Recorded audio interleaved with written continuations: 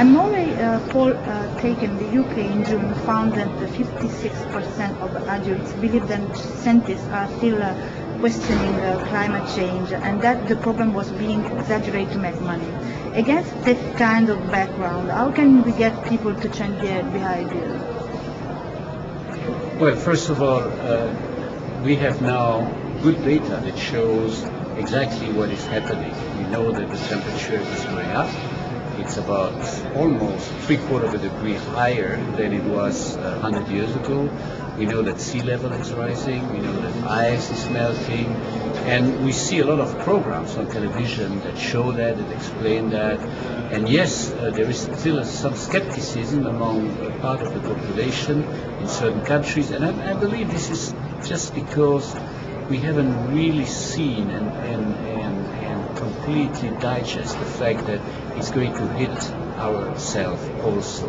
But you know, the 50% of the people who are still skeptic in the UK, this is probably much better than what we saw a few years ago, where 80% of the people were skeptic. And you will see probably in a year or two there will be 30% of the people skeptic. I think the scientific community, which the last IPCC has been very, very clear to show that climate change is happening now and will continue to happen in the future. So I believe more information is needed and will be available, I'm sure.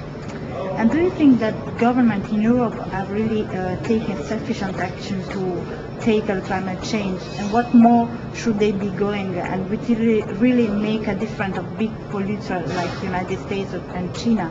And some of the fast developing nations continue to bury their head in the sand? Well, first of all, let me just say a word, but I think this is to a large extent a problem for the policy makers. What I see is that all governments in the world, including the United States, or at least the states, maybe not the Bush administration, but the states and the cities, realize more and more that indeed something needs to be done. And you see a lot of actions that you know, even small villages now become climate friendly, and they take action. There is not a single solution for the climate problem, so a lot of people need to do what they can do at their level. And I see that happening now. Is Europe doing enough? That's maybe what you think. I don't know. Yeah. I think we made a very good start when we had 27 prime ministers and presidents meeting in March and saying we're going to put this at the top of our political agenda. So that's a good start. The devil will be in the detail, because they agreed to targets, for example, that we need to cut carbon by 30% by 2020. But what we have to do that is change the way we design our cars. We have to bring the emissions trading scheme up to a better standard. We have to do something about aviation emissions. We have to take a lot of tough measures. We have to get a lot of industry to change how they do things.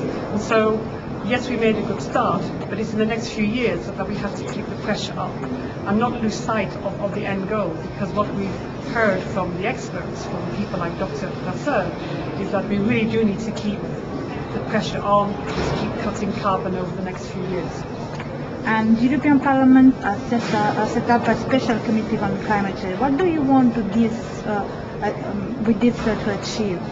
Well, the top priority between now and Christmas is to prepare for the Bali summit, when the international community will meet under the auspices of the United Nations to agree a post-Kyoto agreement on carbon.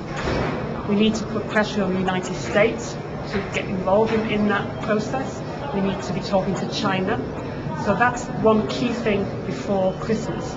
We also need to be convincing politicians from different countries to come along with us. And at the same time, the Climate Change Committee needs to make sure that we have a coherent set of policies across the European Union to tackle climate change. For example, do something on transport, do something about farming, do something about aviation. So we can't just do one thing, we have to do a lot of things, and we need to make sure they're coherent. So that's the priority for the Temporary Committee on Climate Change. And which is your opinion about the seminar of today of the European Parliament in the Socialist group? Well, I was really happy to see that so many members of the Parliament were present for this meeting, and that reveals, of course, the interest for a problem as large as climate change. When we see how the evolution will happen, the economy needs to develop itself. The developing countries are coming to a more active role on the economy, in the world economy, and so it is a big problem for society.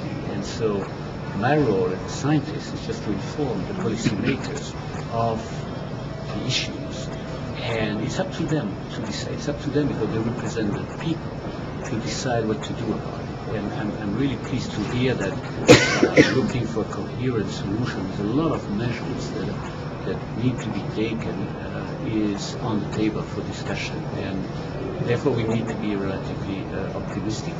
The key issue, of course, on one hand is the United States, but living myself in the United States, I can see that there's a lot of pressure to do something, and the next president will have to do something. I mean, that's clear. Bush is really isolated. He's isolated with this group of people from Texas on this. But it's, in fact, you see a lot of action. California is an example.